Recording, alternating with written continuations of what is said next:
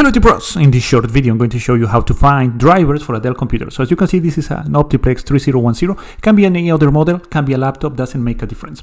So here in Windows you go to the search bar and you type CMD. So you open the command prompt and here you type this command, wmic BIOS get serial number. You press enter and you're going to get the serial number. So you copy this is going to be different for every computer.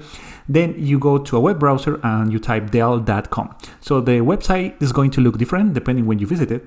You go to support, you go to warranty, and here in this space you paste the serial number. You go to search and after a few seconds it's going to show you this screen, Optiplex 3010, or the model you have. You go to drivers and downloads, and now to the right you go to find drivers. And here you're going to find all the drivers that this computer support. So you want more drivers, you click on select all and you're going to have even more drivers. Okay, so that's how you find drivers for a Dell computer. Really fast, really easy.